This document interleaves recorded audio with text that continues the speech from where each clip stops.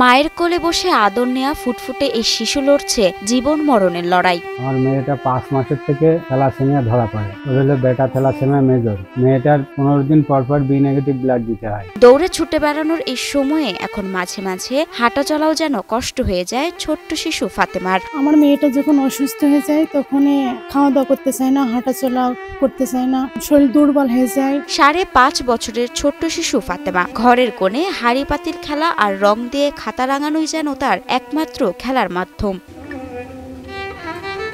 জন্মের পরই দুরারোগ্য ব্যাধি থ্যালাসেমিয়ায় আক্রান্ত হন ফাতেমা। 15 দিন পর পর দিতে হয় বি নেগেটিভ রক্ত। সময় মতো রক্ত দিতে না পারলে ফ্যাকাশে হয়ে যায় ফাতেমার শরীর। ফাতেমার চিকিৎসায় প্রতি মাসে খরচ হয় 10 থেকে 15,000 টাকা, যা তার চা দোকানদার বাবার পক্ষে জোগাড় করা সম্ভব না। 6 বছর লেগে নিয়ে আসা করছি, তা এখন আমার দ্বারাই আর সম্ভব না। আমি একদম চা দোকানদার, আমার কোনো সামর্থ্য নেই। চা ছিল মেয়ের পিছনে খরচ করে ফেলেছি। ঝিনাইদহের শহরের অক্সফোর্ড স্কুলের প্লে গ্রুপের শিক্ষার্থী ফাতেমা। গত 5 বছর ধরে মেয়ে ফাতেমার চিকিৎসার জন্য লড়ে যাচ্ছে পরিবারটি। অনেক ডাক্তার হাসপাতাল ঘুরে সবশেষ ভারতে গিয়ে মেলে আশার আলো। সেখানকার চিকিৎসক বলেন অস্থিমজ্জা স্থাপনের কথা। আমি ব্যাঙ্গালোরেতে নিয়ে যাই, নিয়ে যে ওখানে দেখানোর পর ওনারা বলে যে বেটা থ্যালাসেমিয়া মেজর। তারপরে আমি ভেলোরে আসি, ওনারাও একই কথা বলে। চেন্নাই, বোম্বে, এইসব বিভিন্ন জায়গায় মেয়েটা নিয়ে দৌড়দৌড়ি করে, কিন্তু আমার মেয়েটার সবাই বলে যে বেটা থ্যালাসেমিয়া মেজর। ওর হলো বোন ম্যারো ট্রান্সফিউশন করলেই মেয়েটা ভালো হয়ে যাবে।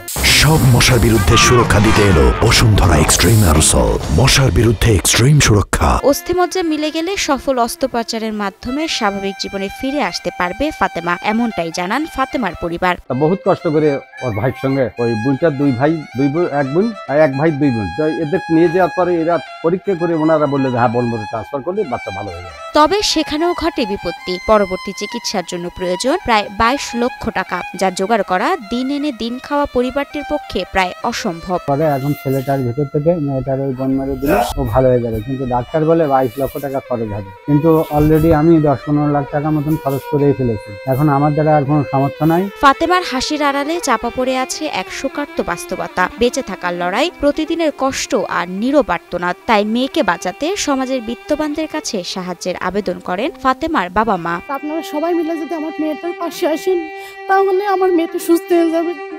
আমি আজ কতদিন ধরে মেয়েটার জন্য ঘুরে বেড়াচ্ছি এদিকে ওদিকে। আপনারা দয়া করে আমার মেয়েটার পাশে আসেন, সুস্থ দেখেন। এখন জনগণের কাছে, সবার কাছে আমি চাচ্ছি সবাই মিলে যদি আমার বাচ্চাটাকে একটু করে টাকা দেয়, তাহলে আমার মেয়েটা সুস্থ হয়ে যায়।